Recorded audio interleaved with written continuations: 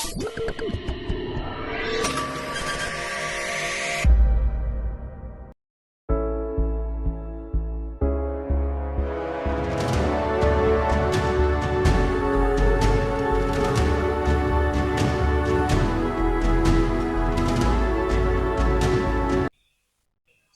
sore, kami dari Kelompok 4 Angkatan 4 Kantor Pencarian Pertolongan Gas Medan. Kami akan menyaksikan video diskusi kami mengenai tugas menganalisis isu atau masalah pada digitalisasi pemerintah.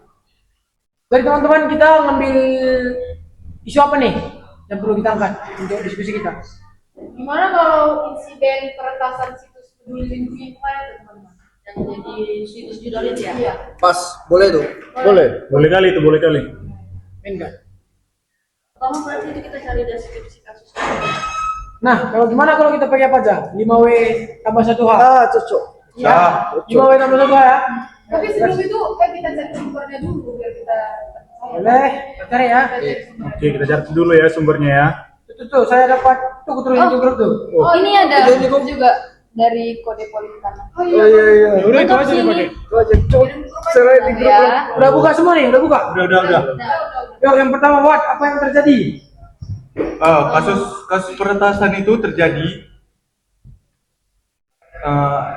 maksudnya 5W 1H ya? Ya. Berarti apa yang terjadi? Ya, apa yang terjadi? Kasus peretasan dan kebocoran data terjadi pada situs Peduli Lindungi, sebuah aplikasi milik pemerintah yang sempat menjadi andalan dalam pelindungan pandemi COVID-19. Nice. Coba, siapa yang terlibat? Tunggu ini, siapa yang terlibat? Nah, ini sebagai pelakunya ini belum diketahui identitas pastinya. Namun disinyalir merupakan pihak eksternal yang mengeksploitasi celah keamanan.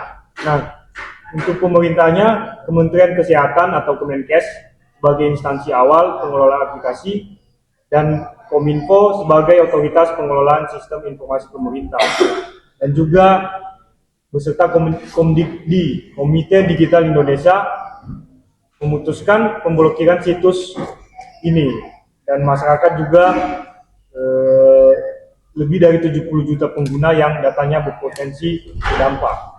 Berarti banyak juga ya yang terdampak. Ya, Banyak. banyak Sama juga. juga situs nasional, wajar lah. Semua pakai loh. Baik kali. Kira-kira kapan terjadi itu? Wen ya. Kapan terjadi itu? Coba. Sekitaran insiden itu terjadi insiden peretasan ini dan perubahan tampilan situs diketahui publik pada bulan Mei tahun 2025 ini. Mei 2005 ya. Iya, Lego. Baru ya. Baru lah. Bocoran datanya dikabarkan Iya.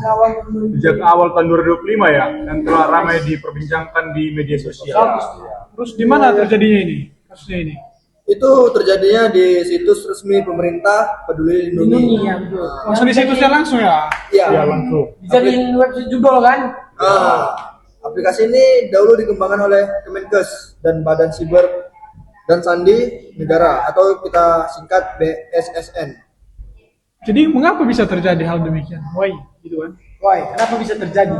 Apa karena ini ya dengan analisis data berbasis AI, bisnis dapat membuat keputusan berdasarkan wawasan yang lebih akurat dan terperinci. Boleh tuh. Iya. Tapi kalau misalnya kenapa bisa terjadi? Mungkin kalau misalnya dari yang saya baca ya, bisa jadi karena lemahnya keamanan cyber, terus pemeliharaannya kurang, pengelolaannya juga kurang, manajemen risiko digitalnya juga kurang. Jadi mungkin banyak hal sih yang bisa. Iya, betul itu, betul. Potensi Ini aku dapat apa ya kronologinya ini? Situs Peduli Lindungi ini tidak lagi digunakan secara resmi sejak 2023, namun masih aktif secara domain publik. Jadi di situ nampak bahwasanya situs ini sudah diretas. Iya. Artinya waktu kemarin 2023 itu sudah tidak aktif lagi, tapi sekarang masih aktif. Dan juga pada Mei 2025, pengguna menemukan situs tersebut menampilkan konten judi online, bukan layanan kesehatan. Jadi itu buktinya. Berlawanan memang berarti ya, bertentangan ya. Berarti Iya, ya. sudah. Berarti kayak dibiarin nonaktif gitu aja. Ini sudah dinonaktif, tapi udah diretas. Jadi kembali. Dan nggak resmi lagi digunakan. Iya. Jadi itulah isu ini mengenai apa ini aplikasi Peduli Lindungi. Nah, ini kan kita tadi udah bahas 5W 1H-nya kan. Coba dari teman-teman apa sih dampaknya kalau website Peduli Lindungi itu diretas itu? Apa ada pendapat ya? Mungkin salah satunya turunnya kepercayaan publik terhadap sistem digital pemerintah. Pasti ya kan. Pasti itu, pasti. Terus udah pasti potensi penyalahgunaan identitas warga negara dan ASN. Jadi biodata kita Disalahgunakan, pasti ya? sudah disalahgunakan. Iya. Juga ini salah satu bentuk kegagalan dari edukasi digital. Berarti edukasi terhadap digital terhadap masyarakat itu masih kurang di Indonesia ini. Arti sangat berdampak lah ya. Berarti minimnya edukasi ya berarti ya. Berarti benar-benar banyak dampaknya ya teman-teman. Nah, ya banyak dampak ya kan. Menurut teman-teman apa sih strategi nyata yang bisa kita lakukan untuk tidak mengulangi hal yang sama terjadi seperti itu? Banyak sih, tapi kalau misalnya menurutku dari yang Bang Heru tadi bilang, nah website ini udah dinonaktifkan dari tahun berapa tadi? 2023. 23. Berarti seharusnya pemerintah itu menghapus gitu, menghilangkan domain yang udah tidak terpakai lagi itu supaya tidak disalahgunakan. Itu salah satunya sih. Kalau teman-teman ada nggak? Terus aku barusan udah cek kan yang lama udah diblokir. Jadi sekarang itu udah ada website baru, udah disediain sama pemerintah. Bisa kita cek lah nanti, taruh juga di Langsung strategi. dibuat pemerintah ya? Iya, yang lama itu udah apa keterangannya di Dogon? Diblokir, selama diblokir. Iya ya. Coba dari yang lain teman-teman yang lain Mungkin bisa juga strategi rencana aksi salah satunya penerapan protokol keamanan berbasis AI, di mana menggunakan kecerdasan buatan untuk mendeteksi dini aktivitas mencurigakan di domain pemerintah. Cepat ya itu kan. Ya, apalagi zaman sekarang memang AI itu memang harus kita pergunakan ya sebisa mungkin. Karena emang keren itu memang. Atau kita bisa kolaborasi dengan ethical hacker atau white hat Hat. untuk menguji kekuatan sistem dan memberikan masukan pengamanan digital. Jadi kita coba jasa orang itulah untuk ngetes ya. Bekerja sama berarti ya. Iya betul. Jadi dapat kita tarik kesimpulan ya teman-teman ya.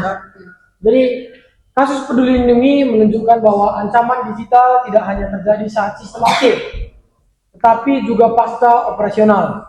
Ini menjadi peringatan serius bagi ASN dan institusi pemerintahan untuk lebih waspada terhadap keamanan digital, di mana smart ASN harus dibekali tidak hanya dengan perangkat teknologi, tapi juga kesadaran risiko digital, prosedur keamanan, dan etika pengelolaan data.